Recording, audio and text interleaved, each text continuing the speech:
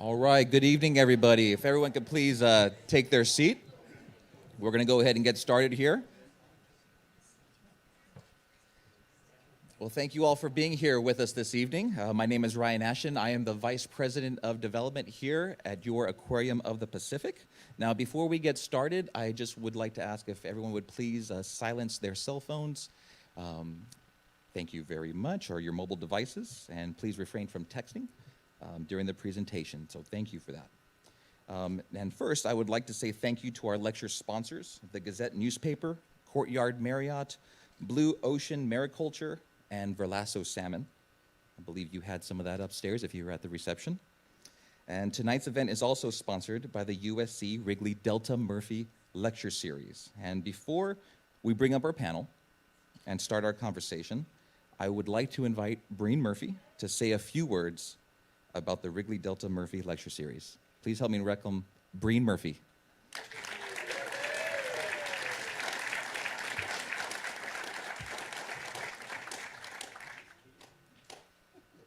All yours, Breene.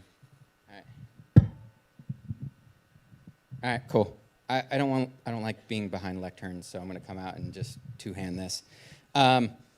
Welcome to the USC Wrigley Delta Murphy Lecture Series. There's a lot of people involved, so can we get like some thank yous to can I get some hands up for USC staff? There's a bunch of you in the audience. Come on, Anne, John Heidelberg, come on, Ken Nealson. There's a really incredible group of people there, and they deserve so many accolades. The Aquarium of the Pacific, can we get some hands too?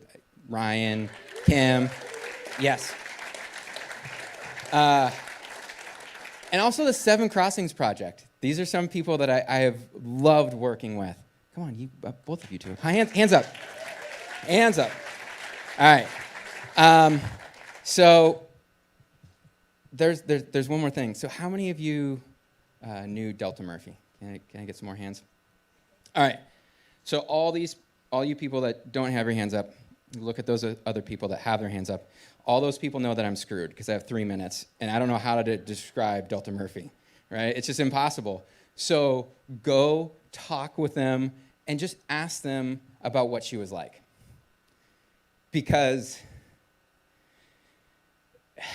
she was amazing. Most people will tell you stories about what she would wear. I mean, she just had this Dallas game that was we're talking light blue jackets with rhinestones and neon fluorescent Verlasso salmon pink lips. And she had this blonde kind of perm, and it was incredible. But the thing that I think you'll also hear about her is she was indomitable. She was tiny, she was amazing. She was so curious, right? She always wanted to learn. And I don't know if she was really close with her father, who was a scientist. And the other thing is she cared about people. And she was so involved. And this kind of character attributes led her to be an amazing volunteer, which led her to be on the Whittier City Council, which led her to be the mayor of Whittier, which led her to be on the LA City Planning Commission. And there's lists and lists of things that she did. But the thing that she loved the most, more than any of all that, and the thing that she dedicated the last 25 years of her life to, was the USC Wrigley Institute for Environmental Studies. And she loved it. She loved it because they were on the cutting edge, doing things that really mattered. All these solutions, bringing back species from extinction, figuring out ways to live a cleaner, healthier life with our oceans, with the environment. And the thing that she loved to work on was just how do we get all those solutions on this island back here? And so she dedicated a lot of her life. But I want to tell 2 stories. So the first story is about me growing up. And my parents, they were going away, their parents, they don't get that many romantic weekends. You know how it is, your parents. And they had me. I'm I've got a million activities, and I have a little bit of Delta in me, a little bit of intensity.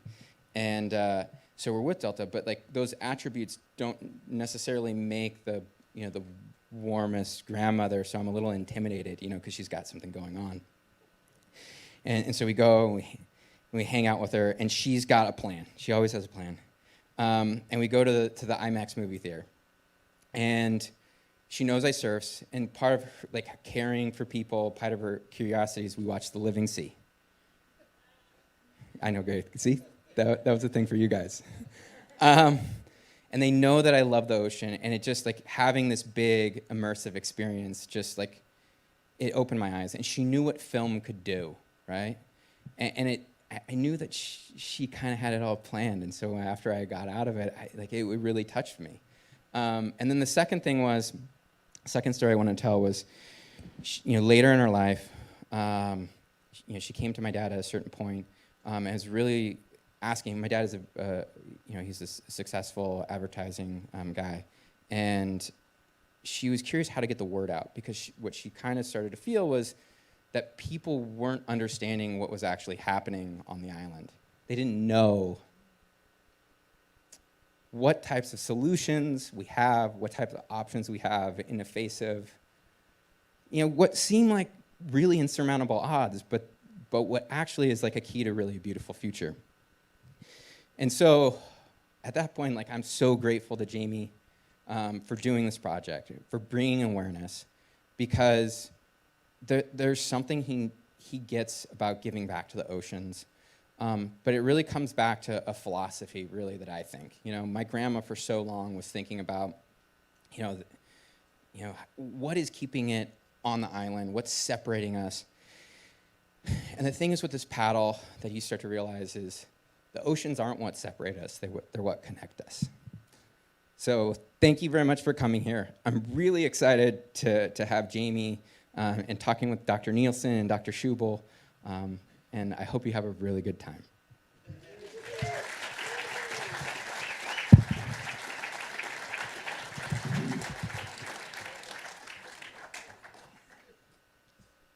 All right. Thank you so much, Breene. Those are great stories. The Velasco salmon-colored teeth. That's our lipstick. I'm sorry. Lipstick. Oops.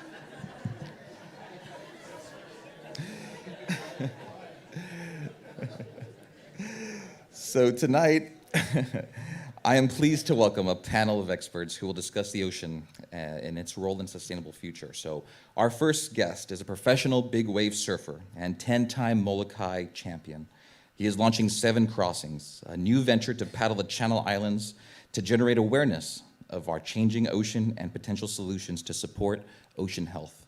Please help me and welcome Jamie Mitchell.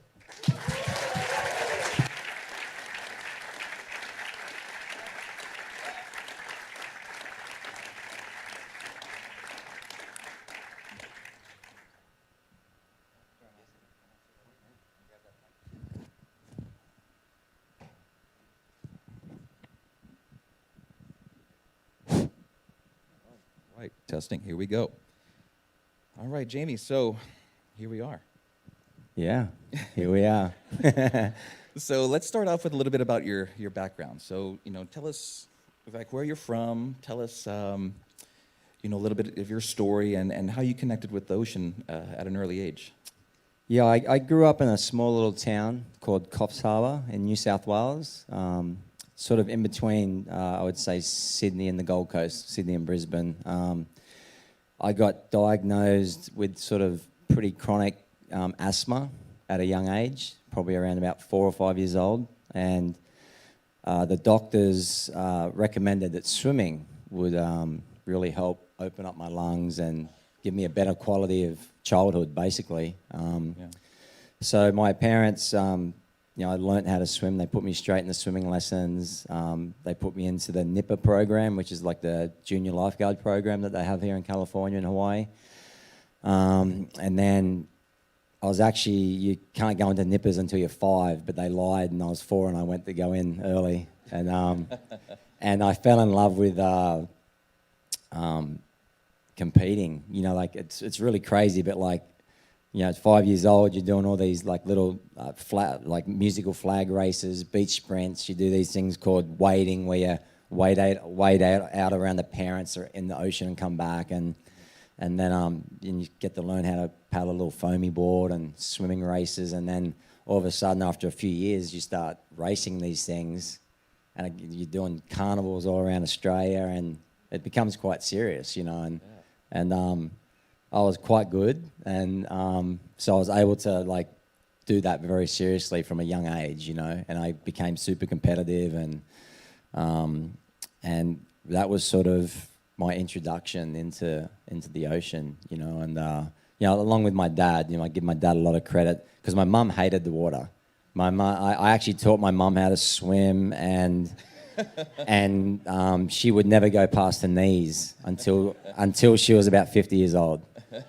And now she goes and stand-up surfs every morning, so which is really awesome. So You've inspired Mom now to continue. Yeah. But my dad was a waterman. He loved surfing. He loved fishing, and he would take me out on an old surfing wave ski and put me on his lap, and we'd go out and catch a wave. And that's really my first memories of that glide of catching a wave. You know, that was the hook. You know. Yeah, you were hooked. Yeah. Yeah, I get that. It's it's interesting to hear how you connected with the water through asthma, and it makes me think about the healing powers of water and the healing powers of the ocean. And I think there's a lot now with various groups that are using surfing as therapy. Yeah.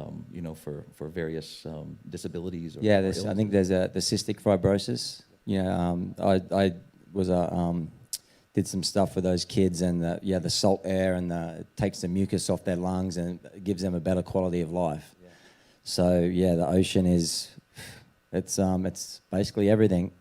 Absolutely, and that's the reason we're here tonight to talk. And before we go any further, I want to give the audience a little glimpse further into your background and some of your accomplishments. So I know you brought a new trailer with you today that is highlighting your background, but also this new venture that you're about to embark on. So I haven't seen it either. So all right, here we go. I think we're all. This is a world premiere of the new Seven Crossings trailer, ladies and gentlemen. So let's go ahead and roll that, AV, please.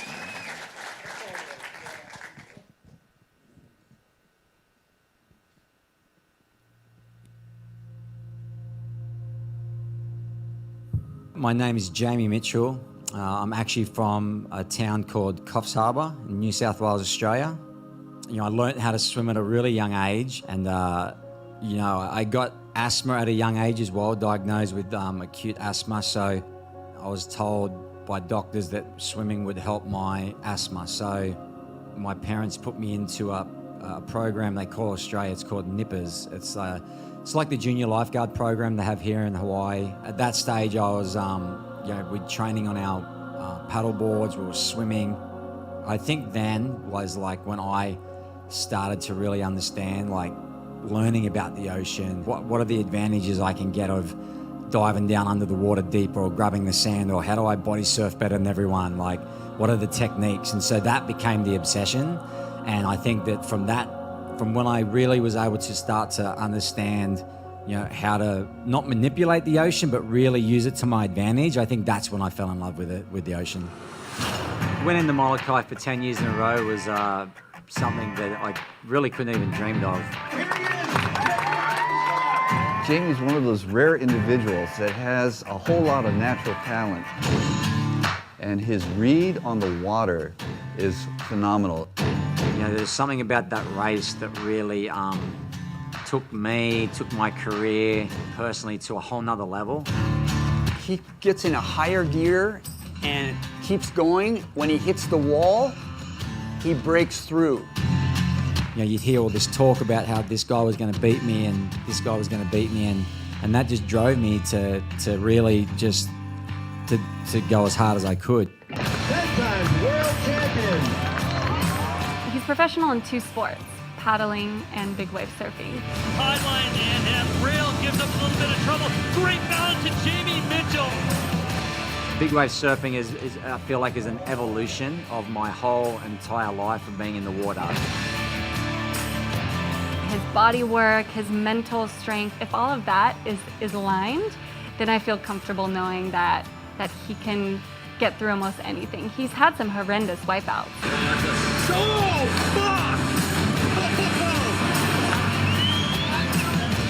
It's it's crazy, man. Talking about it makes me think how crazy it is. You know what I mean? But it's awesome. I do set high goals and expectations for myself, and I think that allows me to go after them, and I'm not scared to not achieve my goals. For me, it's really time. I took a good hard look at myself and said, I've taken so much from the ocean that now it's time for me to give back. 7 crossings is basically a paddle, 7 channels, 7 crossings. It's going to start up in the northern Channel Islands, and we're going to finish right here in Catalina. About a total of over 150 miles and 7 stories, all about sustainability. We're one of the few universities in the world that has an island. And when you talk about doing sustainability, having an island's a huge advantage. We are able to harvest the food for our staff, for our guests, and really using it as a teaching classroom. You know, I have 2 young daughters that are 4 and 2, and I really just want them to have the life that I've had in the ocean. The CO2 that's in the air affects the ocean, and we've got to do something about that. Protein for the training tomorrow. The project is only going to be done 1 paddle at a time. I'm not a young 20-year-old anymore. I'm a 40-year-old that just had shoulder surgery. So I think it's important to take it to the next level. And the next level for me is give the USC and the Wrigley Institute the outreach it needs to get this out to the world, to the public, so they understand what these good people are doing. The project is going to finish here on Catalina, but that's when the journey begins. It's about saving our habitat. We already know how to do this. It's a question of whether we can get the people engaged and convince them how important this is.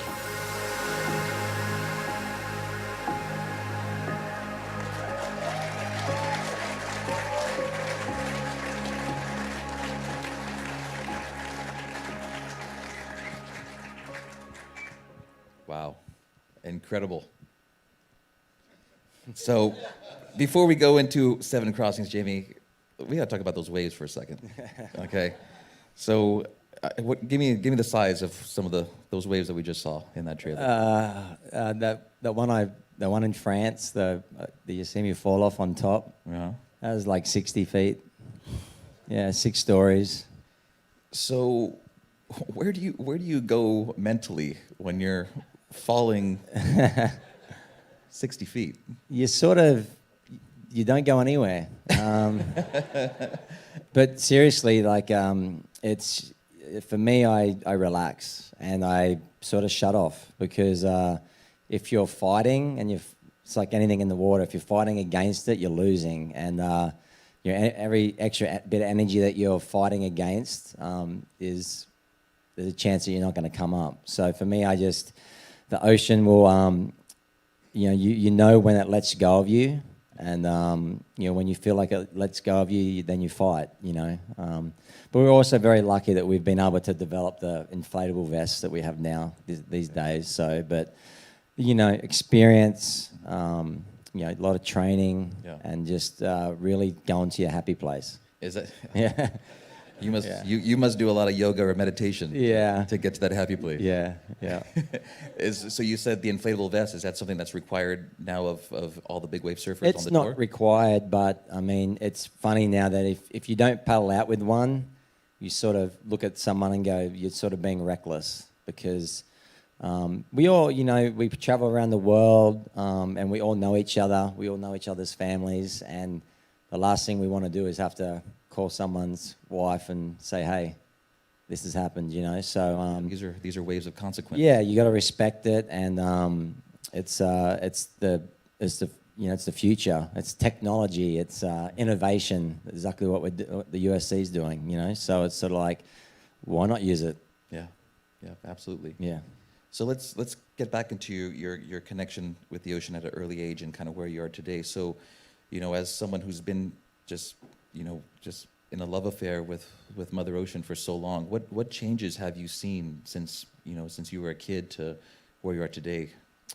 Oh, I think the biggest thing that most people have seen is probably just the pollution, and then, For me, I grew up in Australia, so the Great Barrier Reef is like a seventh wonder of the world, right? And then also you start to hear about the bleaching of the coral and how that's getting destroyed. So, I think that there's so much that's changed. And, I do travel the world and I go to a lot of amazing, beautiful places, but you come back with a bad taste in your mouth, and it's like, and you're like, wow, how did these people not know, about to not just throw your rubbish in the water, or how, all this stuff like that. So it's I think it gets back to education, Yeah, absolutely. And it goes without saying, that ocean health obviously impacts your livelihood as a professional surfer. Well, yeah, I think it impacts everyone, right? We need the ocean to survive as human beings. So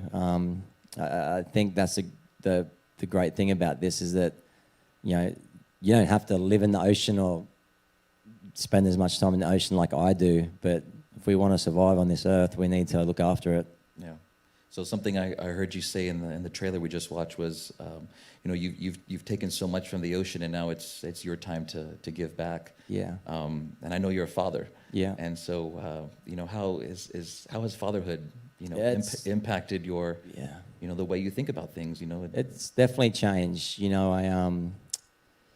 I just, it's very, I've been a very selfish person, to do what I've done, and, you look at it and go, yeah, he's awesome, or he's done that and this and that, but it's very selfish, it's, a lot of me, a lot of training, a lot of just, worrying about yourself, and then when you have kids, it's the exact opposite. So, right.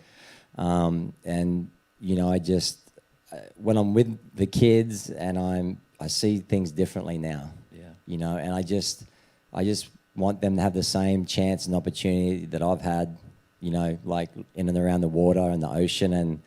And I honestly, with just getting a little bit more knowledge on what's going on, I really think that if change doesn't happen soon, then that mightn't happen for them. It might be, and their children, and I think that would be a huge mistake.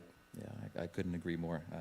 I'm a father myself, so that's something I think about on a daily basis, and which, I think turns a lot of individuals into advocates, what's, stewarding our planet and stewarding our oceans. And I know you traveled on this trip here with your daughter Nevaeh. Yeah. And so it was, I had the opportunity to go to Catalina with you on Monday and see, the two of you explore together. And then what really was exciting was today also seeing you within the aquarium and sitting through the theater show here at Pacific Visions and, being in there. And I looked over and saw the both of you kind of eyes wide open and kind of your mouths just in awe of what you were experiencing, and they're together, and it was a pretty special moment. It was, and it's just, you get to see it. We flew in the red eye on Sunday night in Monday morning, and we jumped straight on the boat, went to Catalina, went to the Wrigley Institute, and had a great day. And it just, while I was there with Nevaeh and everyone, I was like, you know what, this just reiterates the fact that what I'm doing is the right thing, and all the people are working so hard behind this project. It just gave me an extra okay, I am going to do this. I'm not going to fail this mission, And then again today, coming here was another shot in the arm. I'm like, you know what, there's too many good things happening, too many pieces falling together, too many great connections for this not to happen, and it's just given me more motivation to go home and train up until September to get this done. Get this going. Yeah. So let's talk a little bit about a project that you were involved with. I think about a year ago, you went out and visited a couple of seafood farms, and I think that's really what really kind of lit the fire within you on kind of learning more about these issues that are out there and some of the solutions that exist to solve some of the issues that we're going to talk here about tonight. Yeah, I was invited to go to Chile and right down south to Patagonia with a company called Valasso Salmon, and they were doing a sustainable aquaculture, and anyone that knows about sustainable aquaculture knows it's a very there's a very touchy subject. Yeah, a lot of controversy. There's a lot of controversy, and I didn't quite know how much it was until I landed in Chile. And so I had a lot of people that I knew, surfers, and a lot of people that followed me sending some pretty nasty messages to me, you know, and I was like, wow, like, what have I done, you know? And then I thought about it and chatted to a couple of people. I'm like, you know what, like, I'm going to see this through. Like, I'm not one to quit, you know? And I'm so glad I did, because I feel like there's a lot of people out there doing the right thing and trying to do the right things and trying to do it the most sustainable way they can. Right. And obviously there's people that aren't. And I feel like you can't just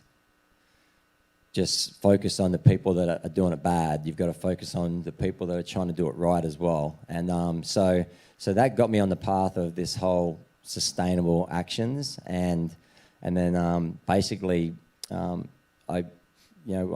with Pat Fraley here, he was working with Quicksilver at the time, and then we started taking a bunch of this documentary that I did with them to paddleboard races and doing talk stories like this, and we started to see the interaction with surfers and the people, like they were really interested and trying to understand, and they had no idea what sustainable aquaculture was. And so it was like, wow, this is something cool that we're doing, you know. And then we had a Veloso thing down at Huntington, and I met Zach Porter and told him, you know, basically I had this list of 10 paddles that I wanted to do in the back of my diary, and the Channel Islands is one of them. And I was like, yeah, it'd be cool to like sort of tie it in with sustainability. And he's like, did someone tell you to tell me that?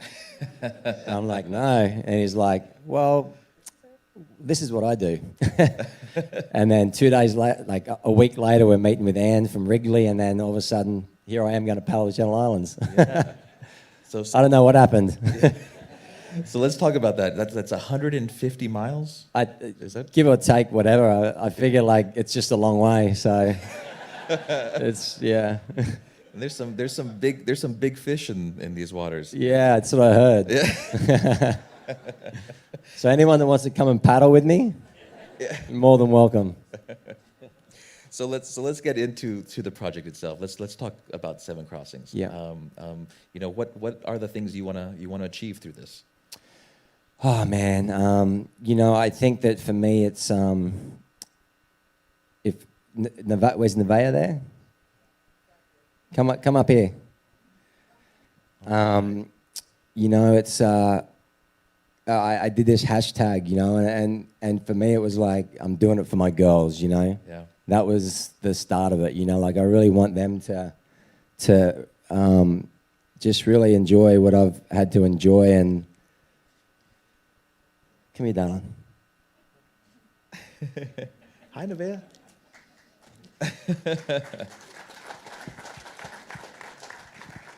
And so, you know, it started as simple as that, you know. It was like I want them to just really enjoy what, you know, I've given them, which the house that we live in is from the ocean, you know. Right.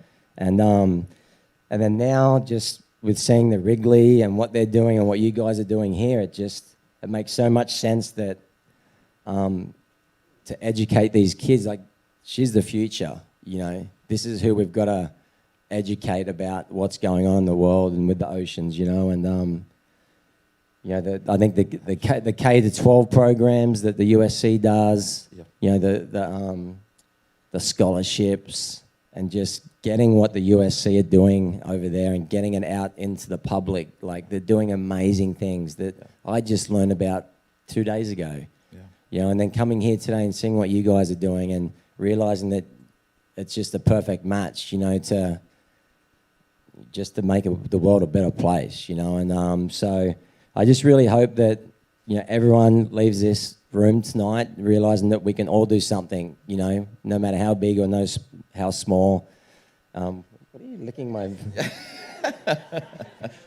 You nervous? You want to go back to Papa? You can go back. I love you. Thank you, Nevaeh. You know, sustainable food, sustainable energy, sustainable waste. You know, it's also important, and you know, just do what you can. You know, I always thought, you know, what am I going to do? How am I going to change what's going on in the world? Like, I'm just one person, you know. But if we all think like that, then it's never going to change, you know. So I think if we all take that responsibility of trying to do just something, and show your kids how to do that, teach them, and show the future generations. And I think that we're going to leave this place in a better place. Absolutely, Jamie. I couldn't agree with you more. I think you hit the nail on the head with talking about education, and I think that's what Seven Crossings is committed to, is educating the general public on what these issues are and what are the solutions that exist in order to address these issues. Yeah. And, I think that's a perfect segue to bring up our experts, The experts that are going to join us on the panel here. So now we'd like to have Dr. Ken Nealson and Dr. Jerry Schubel to join us. Ken and Jerry, come on up.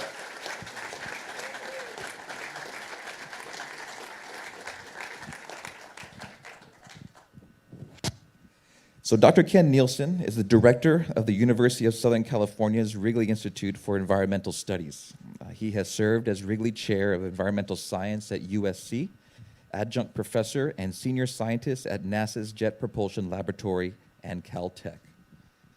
And Dr. Jerry Schubel is the president and CEO at the Aquarium of the Pacific since 2002.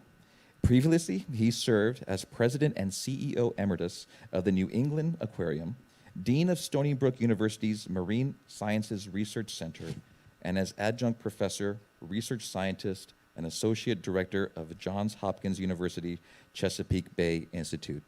Welcome.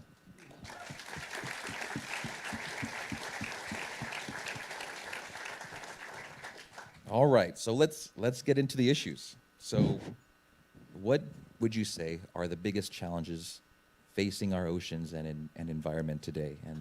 And Ken, let's start with you. Well, this is what we think about almost every day, isn't it, at the Institute?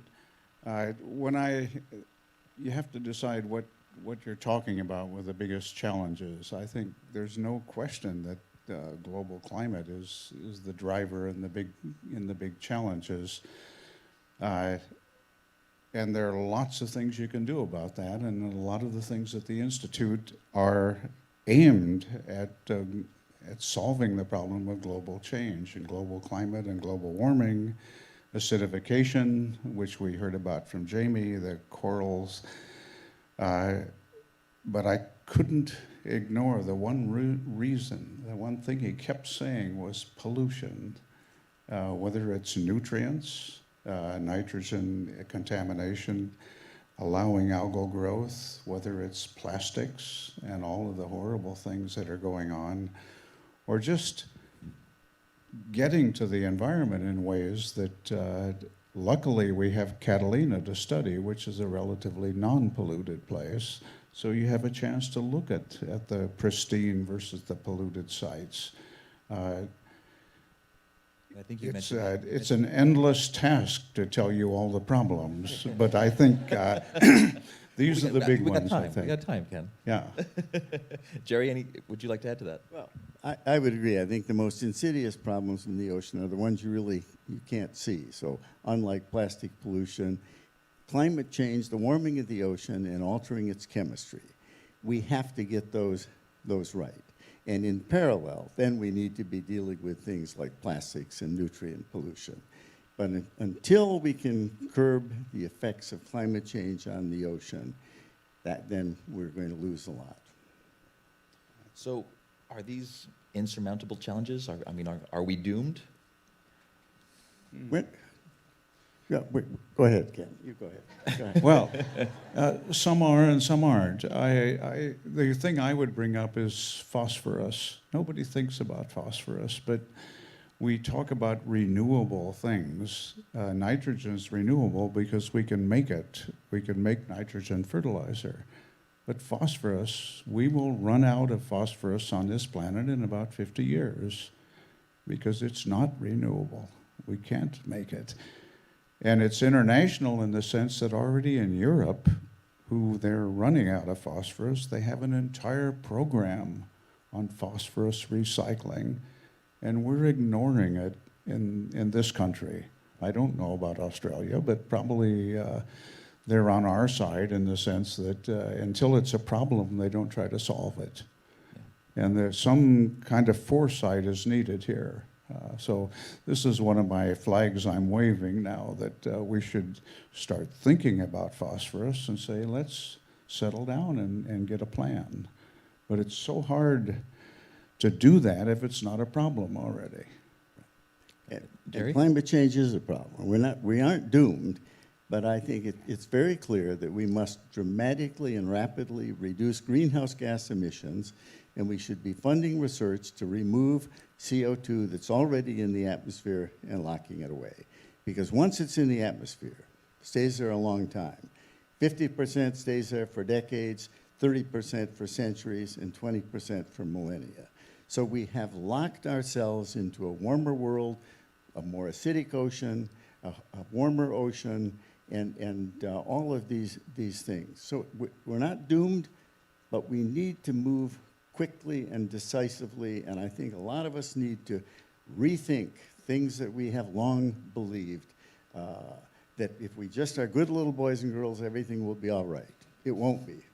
And we're going to have to challenge some of our beliefs about energy.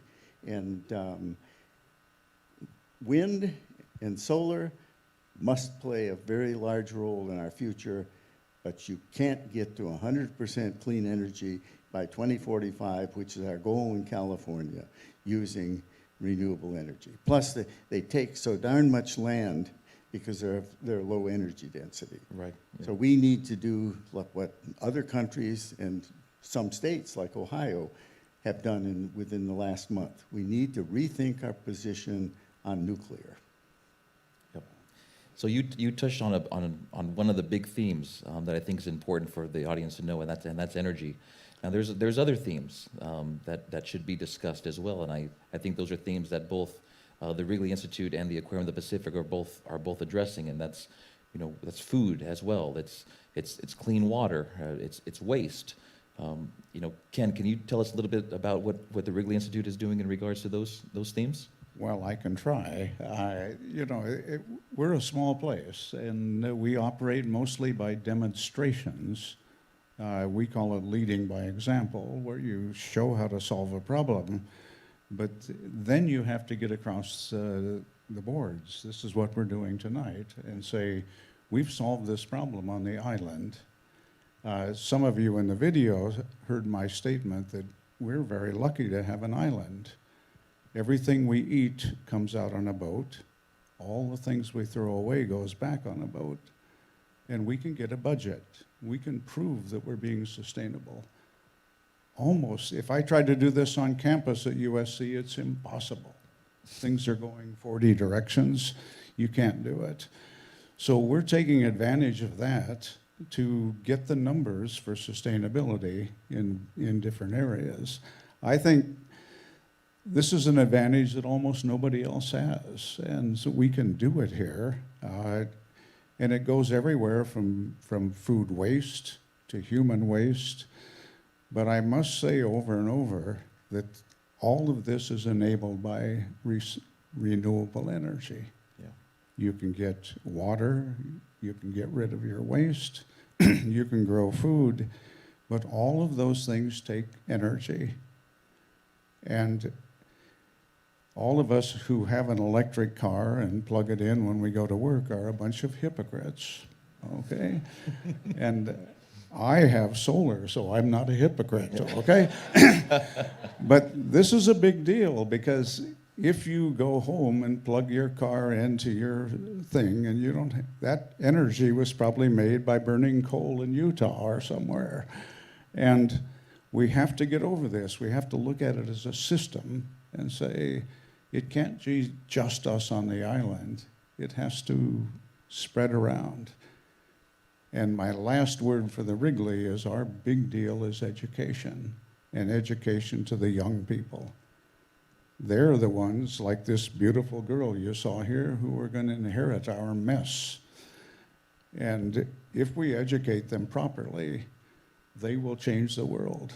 And I wish I would change it, but I'm sorry, I don't have time.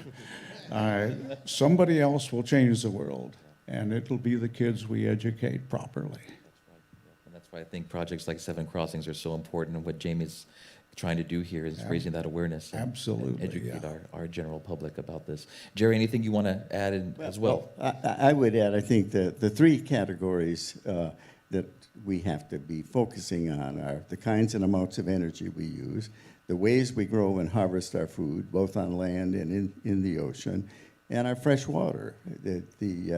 These are the critical issues, and we have much of the knowledge and the technology to deal with each of these as long as we can keep an open mind and be willing to take some chances. Too many of us get ruled by what's called the precautionary principle. It says in the extreme, if you don't know all the effects that an action will take, you don't do it. Bob Frosch, who used to be the head of NASA, said if you take it to the extreme, you would never do anything new. If there were ever a time when we need to do things new and try things out and do them carefully with off-ramps if they go wrong, it is now. And I think we've compartmentalized. We look at our effects in the ocean or on land. We live on the land. Most of our effects on the ocean come from our activities on land, and I think the way we grow and harvest our food is another area we need to look at. Agriculture takes a huge toll on the ocean and on the land. We've had these green revolutions that have prevented the mass starvations that were predicted by Malthus and Paul Ehrlich, but those green revolutions came at a huge environmental price. We're now looking at the beginnings of what's called the blue revolution. We have to do it very carefully so we don't destroy the ocean. I think that in the trailer you talk about aquaculture, I think aquaculture has great potential, and I think if we could shift some of the protein production from the land to the ocean, we would reduce the toll both on the ocean and on the land. And siting the farms is job number one. You've got to put them in the right place. There are a lot of places that should not have aquaculture farms. And then the next thing is stocking them. Don't overstock them. Don't put too many fish in. Put the right kind of fish in. And the third one is feed. How do you feed them? Don't overfeed. And Wrigley is doing this interesting work with black fly larvae. And I thought I saw somebody in the film eating some of these. That was Jamie. Yes. I don't care to eat any of them, but they make good fish food. That's going to get me to do the paddle. That's his main protein source. A little bit of salt and Tabasco, they're really good. And eat them real fast, right? Now, I'm glad you mentioned that, Jerry. So, Ken, tell us about that. I mean, let's talk about the black soldier fly. I mean, it's a fascinating project that you're doing on the island. Well, do you have a couple of hours here? No, look, this is the model we use to teach students about sustainability. That the big problem with food waste is we waste about 40% of our food. And it all goes to the landfill. And in the landfill, it turns into methane, which is a very active greenhouse gas. Food waste is the third biggest source of methane on the planet. It's a big problem. So we've been working for about 5 years on a program to take the food waste and first treat it so it doesn't rot. Everybody knows if you've left your food in your refrigerator a little too long and you open the refrigerator, you want it to be someone else's refrigerator, right? But it's yours, so you have to deal with this. This is the problem with food waste. When you take it out, in a few days it starts to rot. So we've developed methods to keep it from rotting, okay? Then we feed this food waste to a larvae of an insect called a soldier fly. And these insects eat all of the food. And we then take those little tiny insects that grew into nice fat larvae, which one of us had for lunch today, and we use that as fish food or chicken food, and never is a molecule of methane produced. This is the recycling we're talking about. It isn't just,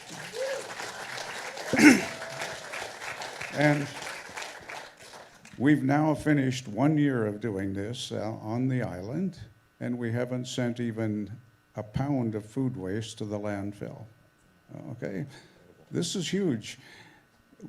Okay, I Ken, think there's in also, the but end, but there's also a byproduct, right, from this soldier fly larvae. there are many byproducts. And I think to Jerry's point about aquaculture, I mean, that kind of goes full circle in terms of what you can do with this protein that's left over from the waste of the Yeah. soldier fly larva. If you treat the food waste by anaerobic digestion, you make methane. My prediction is that in 10 years, methane is going to be worth almost nothing because of renewable energy. If you make it into protein, which is what these larvae are, it's just going to get worth more and more. And when it gets approved for human consumption, which it will, after we had our demonstration today, it will be worth a lot of money. And this is part of sustainability, that if you look 10 years down the road, you have to say that economically it also has to be sustainable. And I think in general, this will be for all the aspects we're looking at. So, you know, and when I look at this is a great opportunity to jump across to the next level and make this work. Okay, and I think the words are now that in landfills in Los Angeles, in 2 years, it'll be illegal to send any food waste. And in Los Angeles City alone, that's 300 tons per day of food waste, according to the mayor's office. Wouldn't it be interesting if you could convert that into protein and sell it to the rest of the world? Jamie, you'll have lots to nibble on if that happens.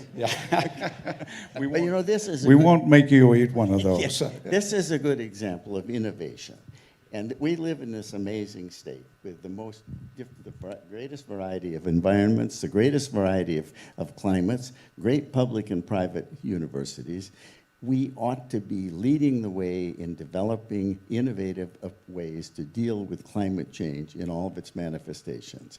And we don't use the same creativity and innovation in our environmental approaches that we use in media and in high tech and in medicine.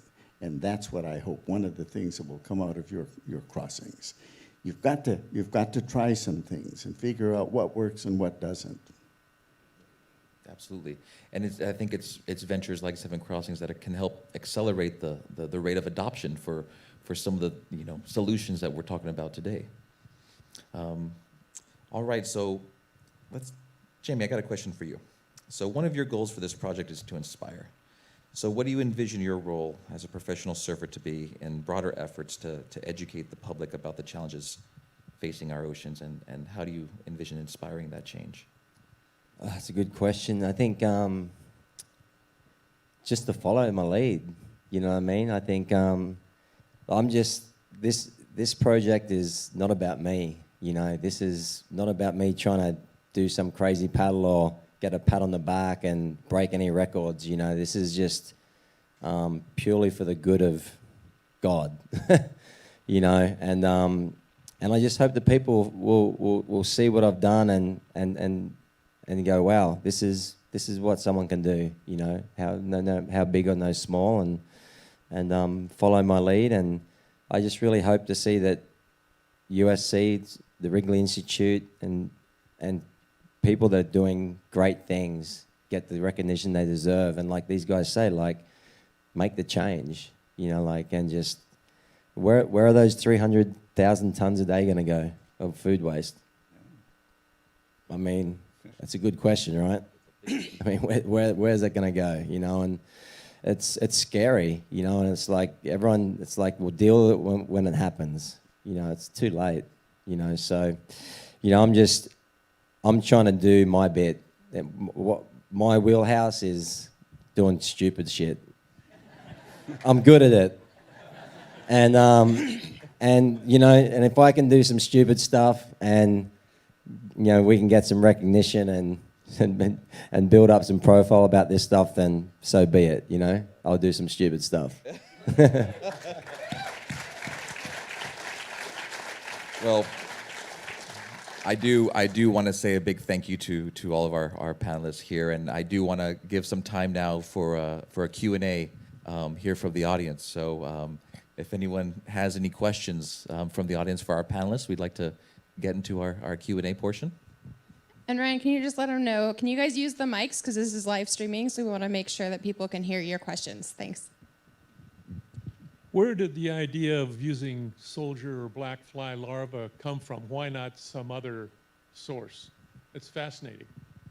Yeah, good question. The reason that we chose the soldier fly, we looked through the literature, is that the adults of the soldier fly only live for 3 or 4 days because they live on a fat gland and they have no mouth, so they can't bite anybody.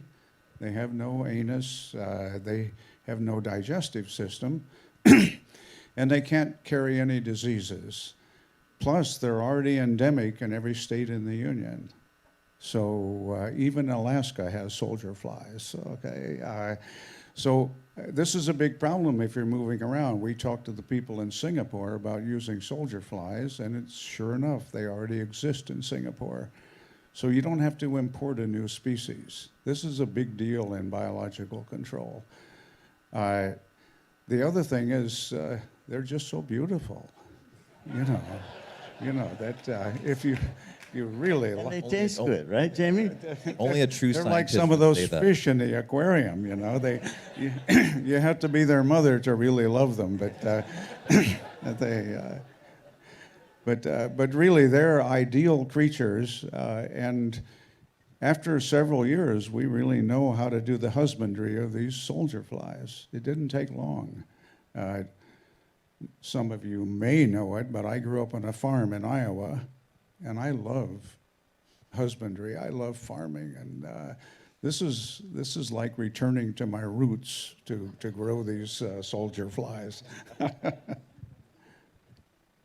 I want to thank you for the presentation. It was quite educational, inspirational, and since Catalina is doing so well with what you're doing, what city in the United States do you feel that once you get it all the way that you need it to be, can you come to, and what kind of support do you need from that city or individuals to move forward so we can move forward and not stay on a standstill and just have Catalina? Thank you. Well, you've got to have a city that embraces innovation, that's willing to take chances, do something different, and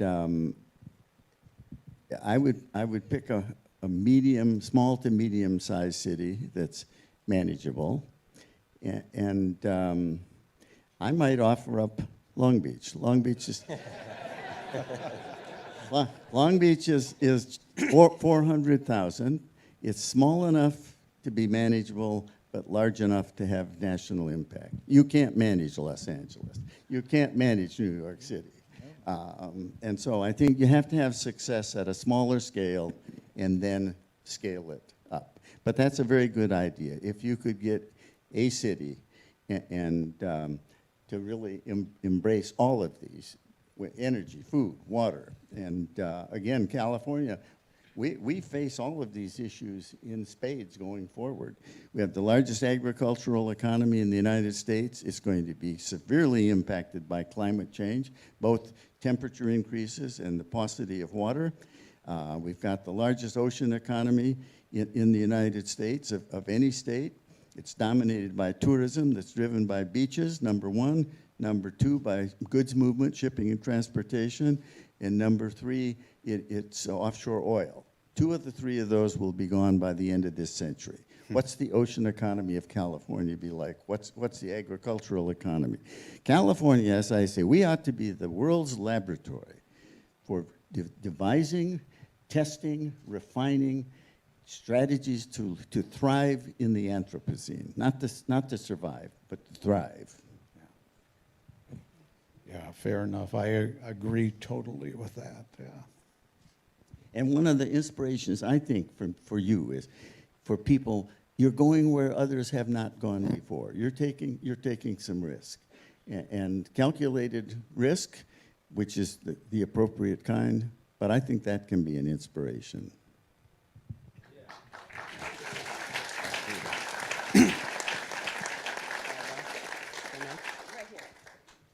This is a question for Jamie, and it has to do with the Seven Crossings project.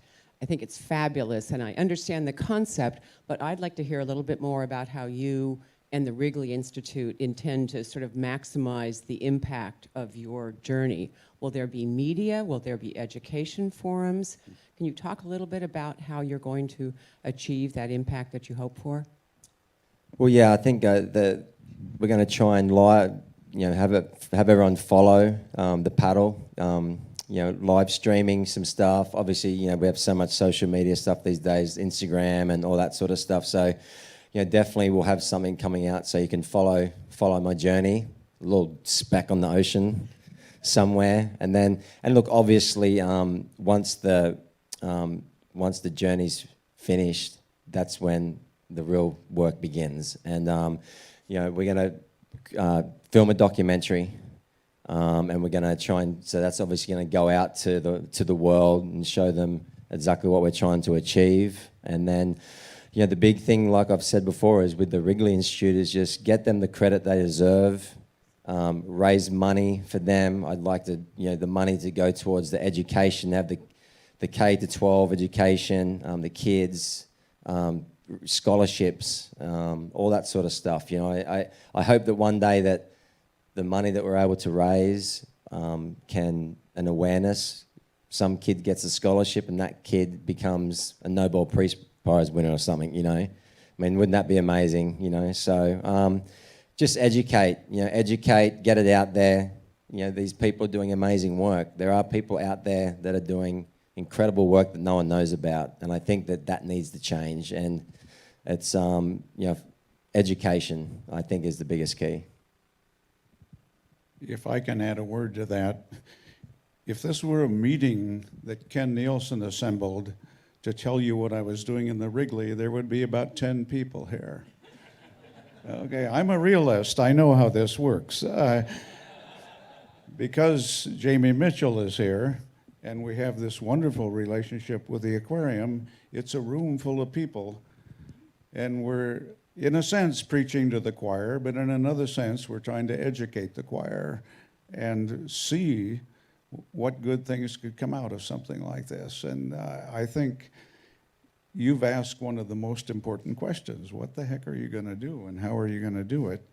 And we will figure out a way, okay? And it's one step at a time. Yeah, that's one right. stroke at a time, like the paddle. Yeah, that's right. One stroke at a time, one step at a time. So, but I would like to reinforce that, because I spent much of my adult life in academia, struggling with the same thing you did. We need to have more partnerships between the research community. That's where the discoveries are made.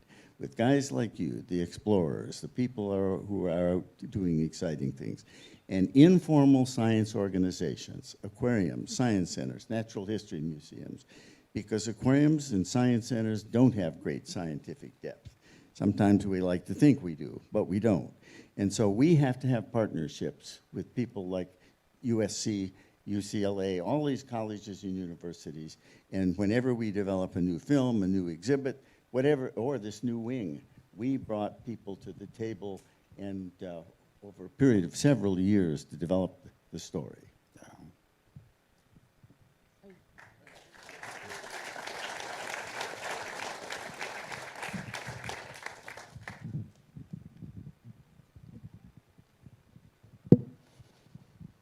Hi. Happy to see everybody here. I've got one comment that I know people around the room who know me know I can't just keep silent.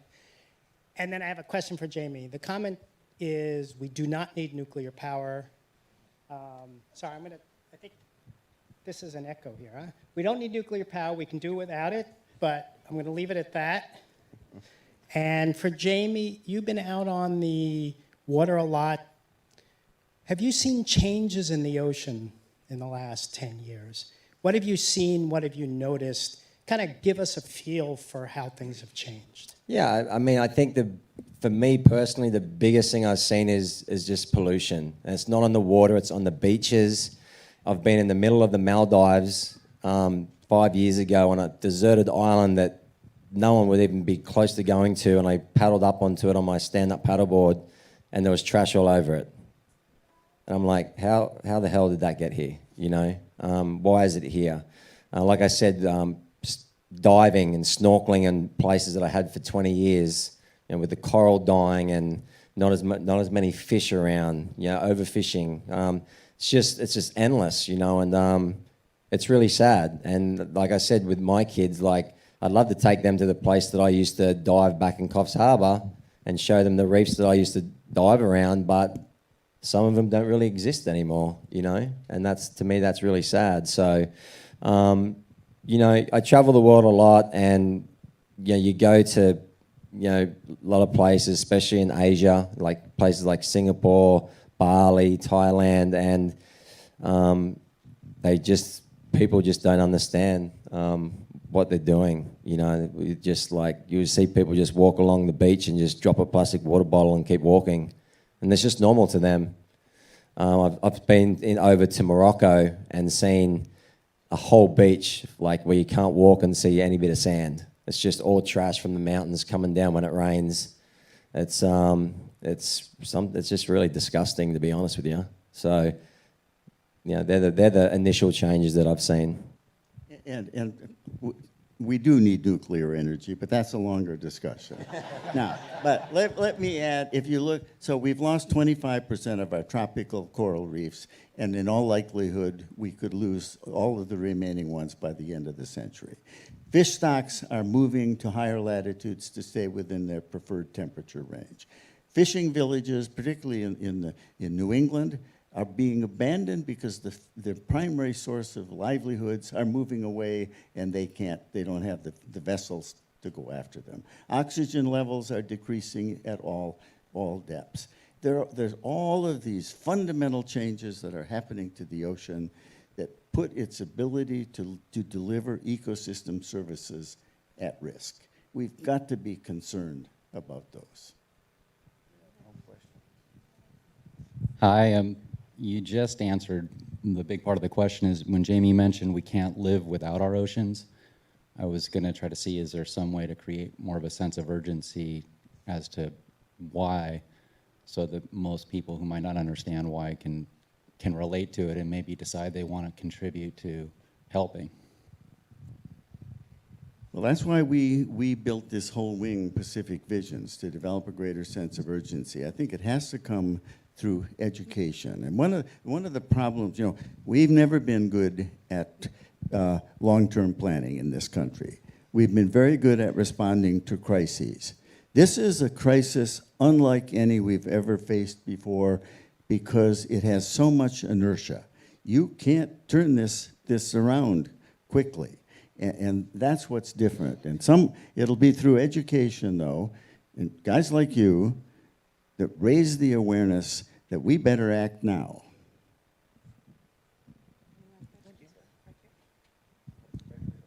Yeah, hi. To Dr. Schubel, I wanted to comment also on the nuclear issue, and that is that I read recently that in Texas, of all places, they've now exceeded their energy production with wind is now more than coal in that state. And I know that these solar farms take up a lot of land space. And I personally think that nuclear can be a good stopgap measure between new technology. Where do you think we are at as far as maximizing renewable energies exclusive of nuclear, say, in the next 20 years? It's a function of geography. You know, in some places, solar is the best solution. In some place, wind is the best solution. Wind there's about twice as much energy we get from wind that we get from solar. Some place it's hydrothermal. Some place it's using hydropower. I think we make the mistake of thinking there's one answer that's right for every part of the country or every part of the world. We need portfolios of sources that are made up of much clean energy as possible, recognizing geographic differences, and we haven't done that. You know, it's interesting, the comparison was made, if you look at France, which is 98% nuclear. They have one design for nuclear plants and 73 different kinds of cheese. They say the United States has one kind of cheese and 73 different designs for nuclear. All right. I'm going to remember that line. All right, let's question in the back, and then we have Val. I have a question about aquaculture, if we could talk about that for just a minute. I understand that some people are against it.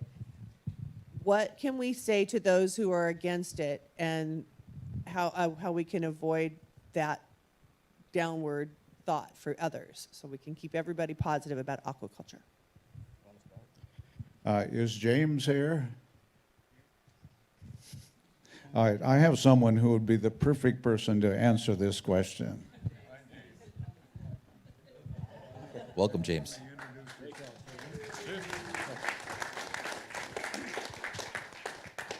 What's up, guys? I think that's a great question, a question that I get asked all the time. I've been involved in aquaculture about 6 years. We have a project down in Baja where we raise fish in a manner that produces fish that I want to eat, fish that doesn't have mercury, doesn't have plastics, doesn't have antibiotics. But that's not the only way to produce aquaculture. There's a lot of farms that try to maximize their profits and minimize their risk, and they do that with antibiotics and really high density farming. And you see the same thing in cow production or chickens. You can have pasture-raised animals or you can have caged animals, but it's really a factor of the farm. So when you ask a butcher, where did this chicken come from? Who is the farmer?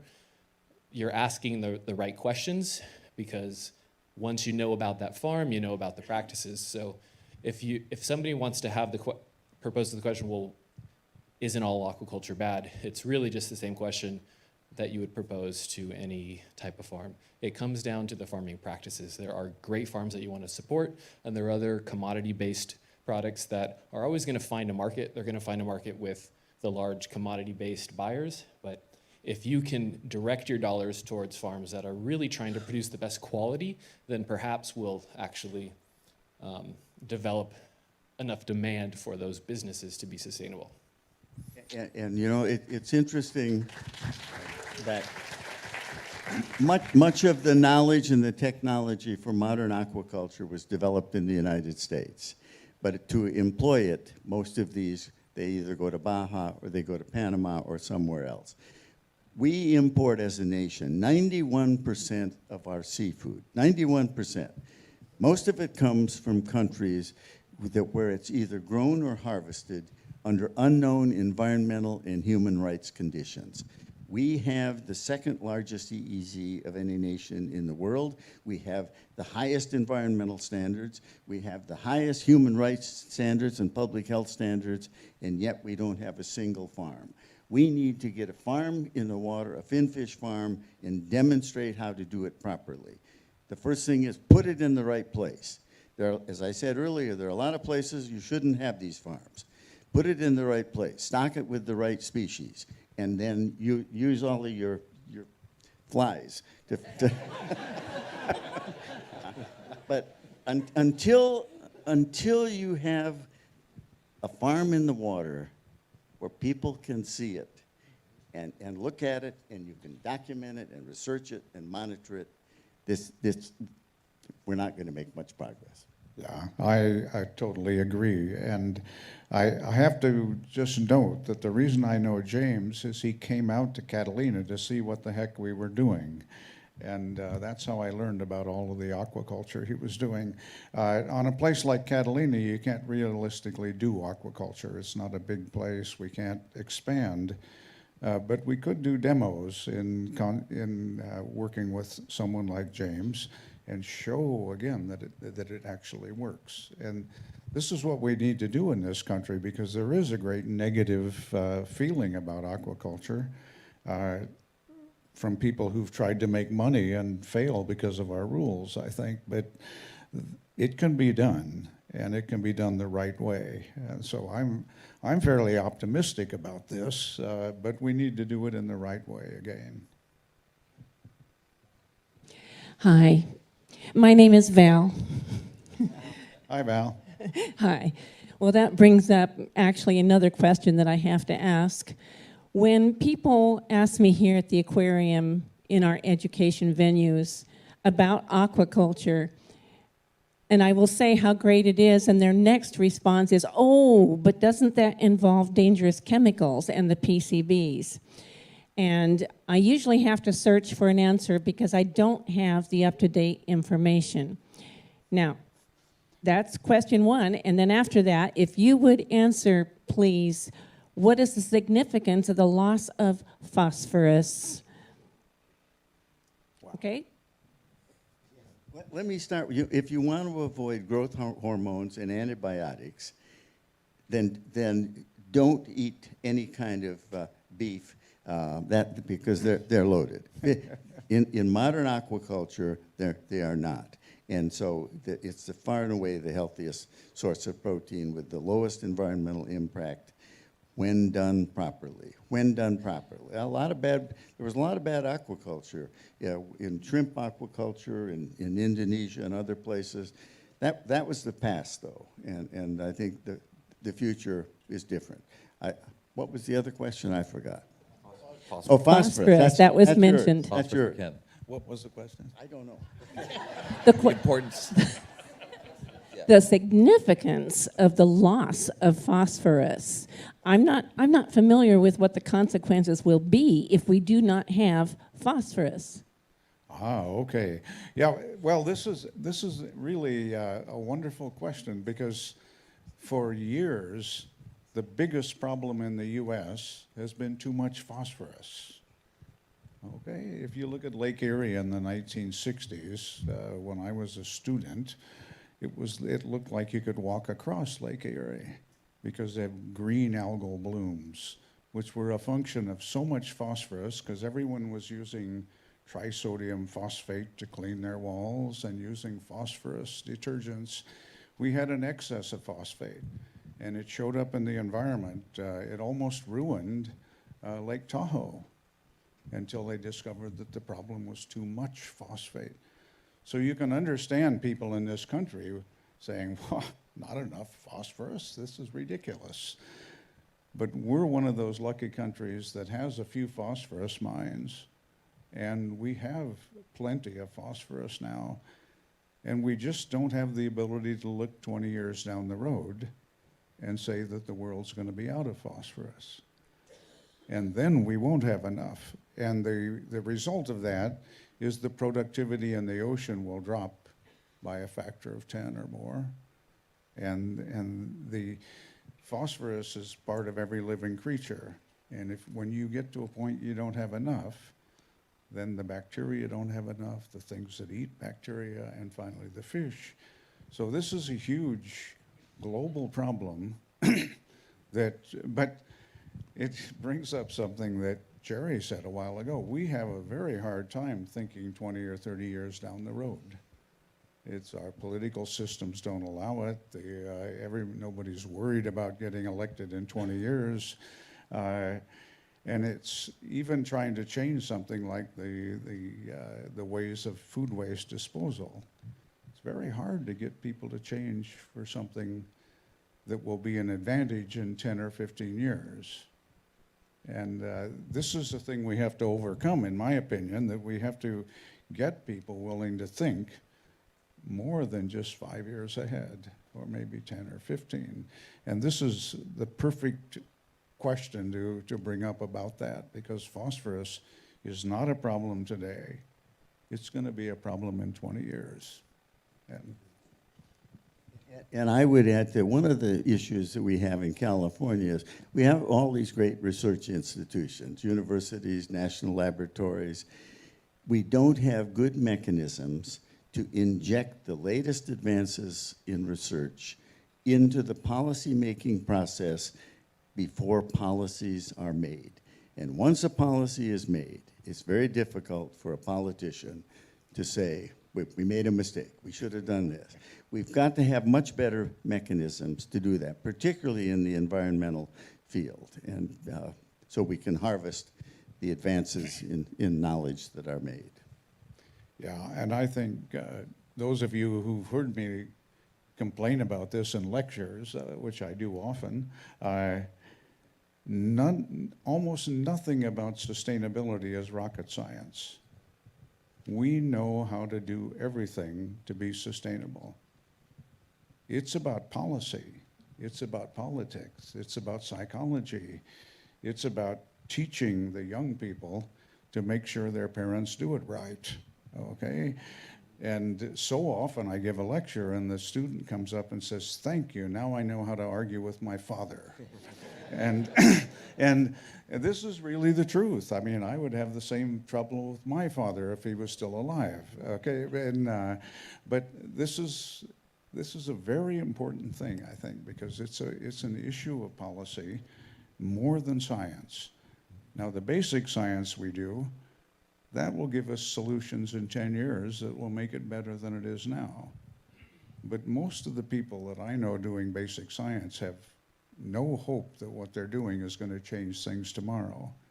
We need to do applied science where we take what we know and show how it can help us. I think we have time for probably one more question.